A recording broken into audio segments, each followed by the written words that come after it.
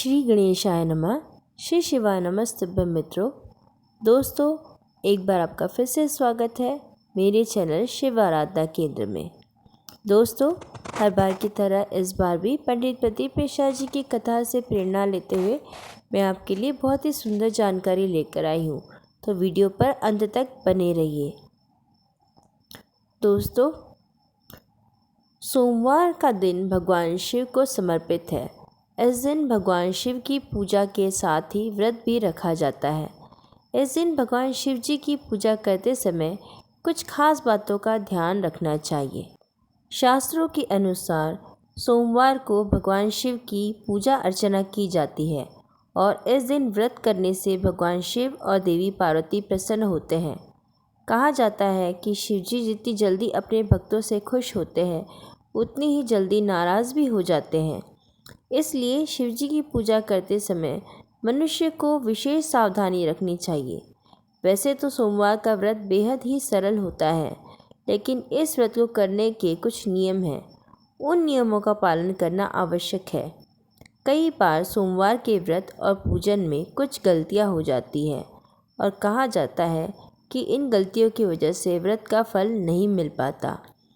आइए जानते हैं सोमवार का व्रत करने के नियम और साथ ही जाने पूजा में कौन सी गलतियां न करें।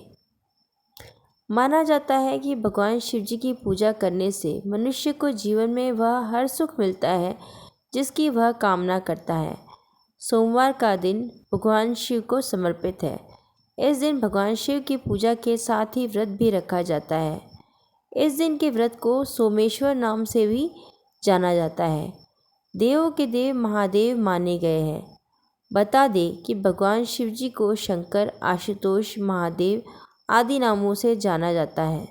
माना जाता है कि सोमवार को भगवान शिव को अत्यंत आसानी से प्रसन्न किया जा सकता है, जिसके चलते भक्त मनचाहा आशीर्वाद इनसे प्राप्त करते हैं। लेकिन एक और जहाँ शिव अत्यंत सरल व भोले हैं, तो वहीं दूसरी ओर अत्यंत क्रोधी भी है। इसलिए इनकी पूजा के दौरान सतर्क रहना चाहिए। आपको बता दें कि सोमवार का व्रत 3 प्रकार का होता है। इसमें साधारण प्रति सोमवार, सौम्य प्रदोष और 16 सोमवार शामिल है। तीनों ही व्रत का विधि विधान और पूजा के नियम एक समान ही है।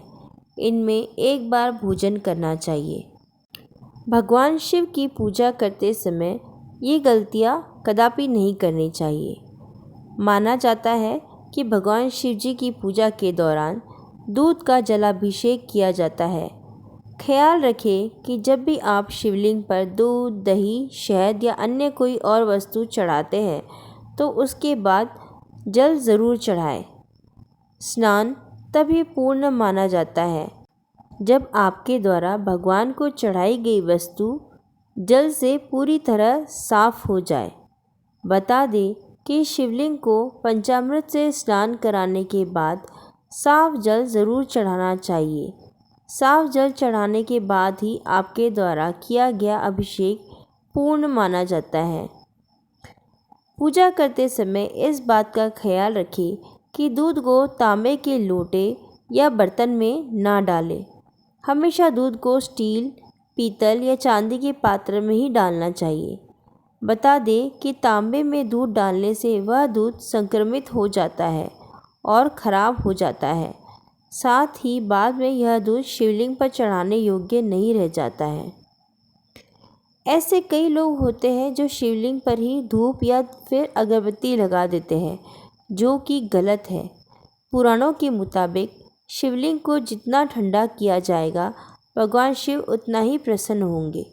इसलिए शिवलिंग पर भूलकर भी धूप बत्ती ना लगाएं। दीपक या धूप को शिवलिंग व मूर्तियों से थोड़ा दूर पर ही रखना चाहिए।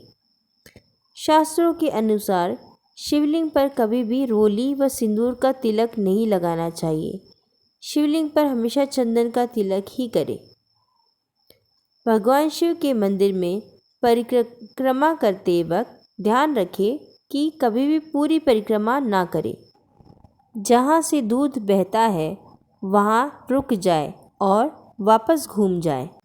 शिवलिंग के ऊपर रखे कलश में कभी भी दूध ना डालें, उसमें सिर्फ साफ जल ही डालें ताकि शिवलिंग पर साफ जल चढ़ता रहे और स्नान होता रहे।